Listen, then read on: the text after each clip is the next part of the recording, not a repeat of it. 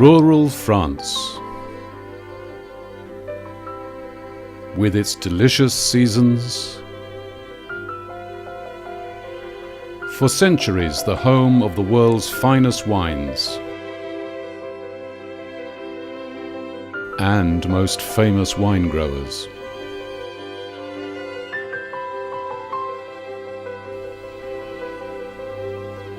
Joining the French in this very Gallic art and craft is a special English woman, Patricia Atkinson.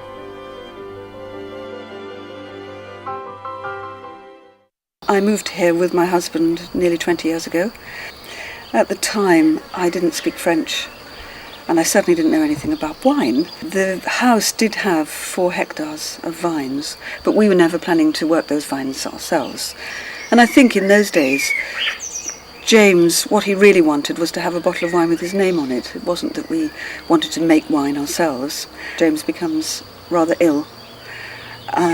He does decide to move back to England to try and find a job because we're now penniless, and also to try and get better, and asks me to stay here and work the vines. Well, given that I'd never driven a tractor in my life and couldn't speak French and didn't know anything about vineyards or wine, I think you can say it was a very steep learning curve.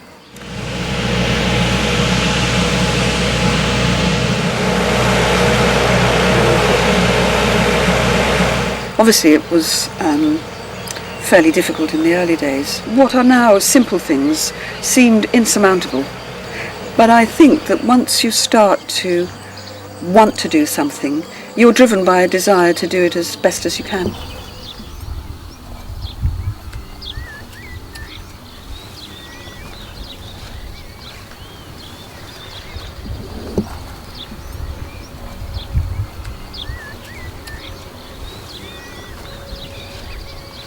Well, the wine growing season, you can split it into 2 parts, viticulture and viniculture. The viticulture is what happens in the vines. In spring, we cut away any odd pieces of wood that are left and leave 1 lat for this year's growth. The next thing you do is you tie those lats onto the bottom wire. There are 3 stationary wires on a vine and 2 that you lift up or down depending upon what's happening during the season. Those lats are tied onto the bottom wire. They have a number of buds on them. Each of those buds grows into a stem with bunches of embryo grapes on them. At that point you start the period of growth activity in the vines. You have to lift those 2 wires up to bring the great long branches that have since grown like magic in a few weeks up and bring them into shape. The grapes grow quite quickly. They start as very small green embryo bunches, small dots, but very quickly they grow into hard green bullets, if you like, and then over a period of 3 or 4 weeks they slowly change colour and start to look like the sorts of things that you and I might want to eat.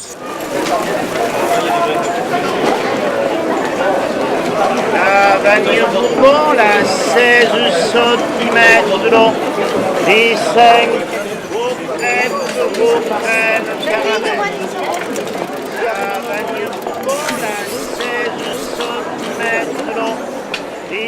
I am part of the community here, but I think one of the reasons that I am and became part of it so early is that in a way I reached out to my neighbours. I think the day they saw me sitting on a tractor working was the day they decided that I was somebody they'd quite like to know. Country people respect people who work, and I think they recognised as sort of a communality of spirit. And once I started to be able to communicate with them, to speak French, in a way I was like them, and I think that counts for a lot. Mardi, c'est-à-dire qu'est-ce qu'on est aujourd'hui? It's just a life full of a community. Neighbours will pass by and just come and say hi, tell me about their vines as opposed to my vines, ask me if I've had any problem with mildew, because they have. Juliana, who lives in the house at the bottom of the road, comes up 2 or 3 times a day, either to bring mushrooms or to just tell me the latest thing that's happened in the village. Bonjour Patricia. Bonjour Juliana. Ça va? Ça va très bien, et toi? Ça va. Comment va Yves? Ça va, ça va.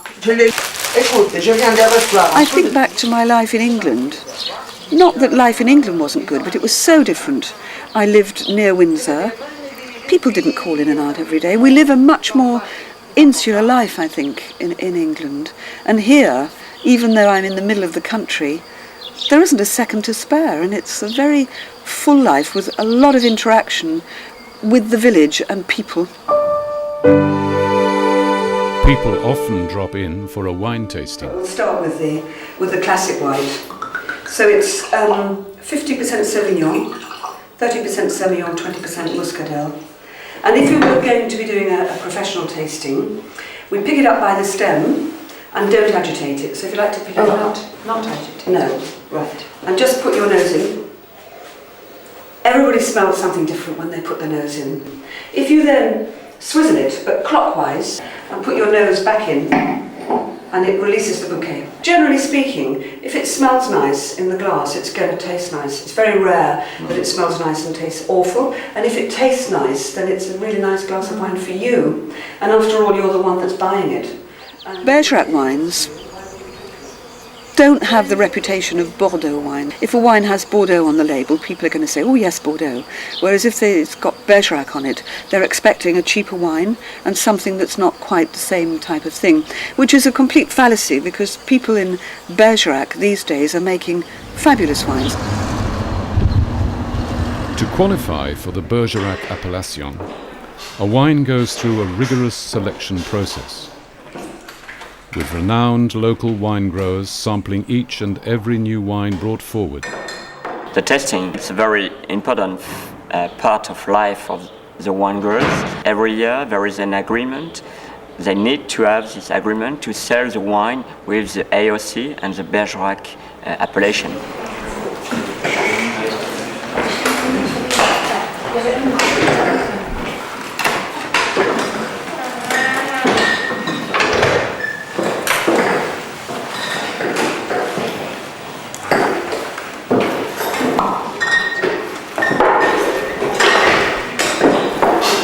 Very important for the wine growers to improve the wines. The CIVL, it's the Wine Institute of Bergerac Wines, who makes the promotion for the all vineyards and the all wine growers and producers. The analog is the man or the woman who makes some studies in the wine specifically and who can explain the real taste of a wine. There is a few wine growers who are clients of this laboratory, and there is some analog who make some advice to the wine growers, and they help the wine growers to make the better blend, to make the better wine.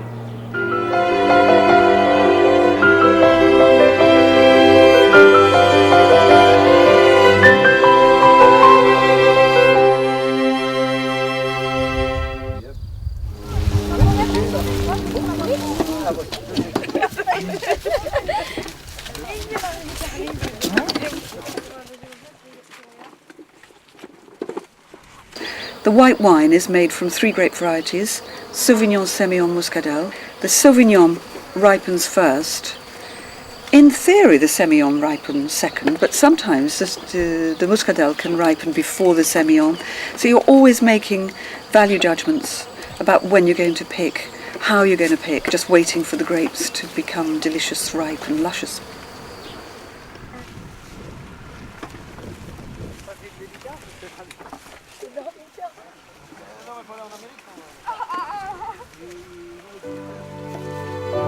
So you are very much reliant on the forces of nature, because actually you can do everything right in the vines, and one day a thunderstorm or a hailstone will come along and remove your crop. But that's another thing that, in a way, although it's stressful, it's very exciting, because there's nothing you can do Man can't change that.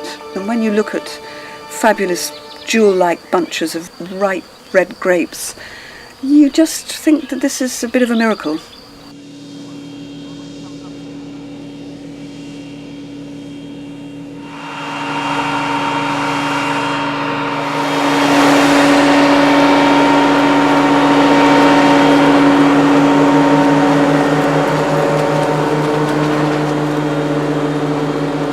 The Merlot grapes are always picked before the Cabernet Sauvignon. The Cabernet Sauvignon is usually the last to ripen, and it gives me huge stress, and I'm not alone. All the winemakers in the area have the same problem, because given that you've got wonderfully ripe Merlot and that you're going to mix it with Cabernet Sauvignon, you actually want wonderfully ripe Cabernet Sauvignon. But it takes a long time, and quite often, before it's properly ripe, the rains come and wash away some of the concentration. You then have to wait for it to reconcentrate, which doesn't always happen. So that provides a huge stress factor. And at the end, when most winemakers have finished their white and their reds and are breathing a sigh of relief because at least the grapes are safely in the chai, where it's more under your control, we here at Clos de Vigne are just about to start picking La Pourriture Noble, which is noble rot. It's botrytis, which is a particular type of fungus that falls on some grapes but not all. You can see the one we saw earlier had lovely pink stains on it, and those pink stains here have developed into noble rot. So they're becoming shriveled and what we call confit. So it's a confit grape that has a fungus that concentrates the sugar but gives a perfect acid balance. And it looks awful, but let me tell you, it tastes utterly delicious.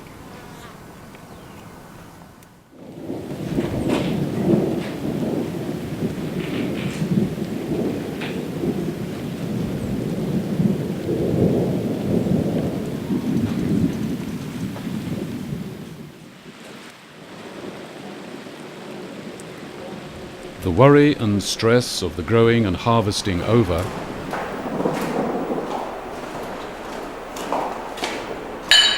for most experts, the most skillful part of the winemaking art comes now. In the chai, where the vats and barrels are gently tended and cared for.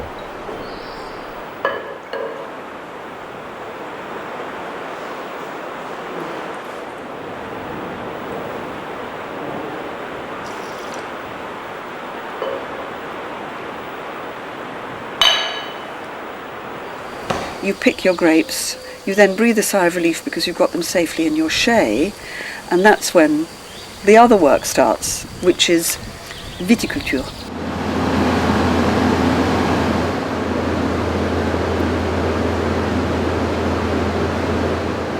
I'm going to simplify it. You bring your grapes in, put them into a vat, grape skins, pips, pulp, and macerate for a couple of days. If it's red wine, you then inject with a cultured yeast, made to ferment at high temperatures, because red wine you want to ferment hot. White wine you want to ferment cold. So the yeast that you put into the white wine is a specifically made yeast to cope with low temperatures and not stop fermenting. So once the wine arrives in the barrels, it's vaguely under control, and there is work to be done. Every 6 weeks you take it out of barrels to aerate it and put it back in barrels.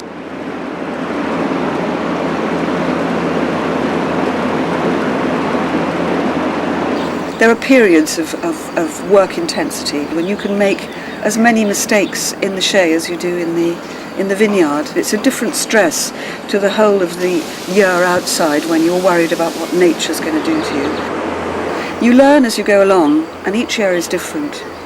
And each time you make a mistake, you have to just find a way and a means to rectify it. I think also you should never say, well, this is great, I've made a wonderful wine, I now know how to do it. Because quite frankly, you don't. You're sort of under control, you're just making sure everything continues to do what it's supposed to do, all on its own, as nature intended it, in the chai, but you're protecting it and looking after it. But You have periods of calm. C'est le ronfle. C'est normal. Oui, oui. Le boulage, oui. C'est le... Maman, je trouve ça. Ça, il faut trouver. Merci. Très bon. Il est très bon. Oui, c'est une petite baguette. Recently long lost. Recently, Belle Saison. Exactement. Et aussi celle qui a de petits... Ah oui, oui, oui. C'est pas le nom. Une boulangerie near Intermarché. Oui. À Personne. And if somebody had told me 20 years ago that I'd be living in France, speaking French, making wine, I'd have said they were quite mad.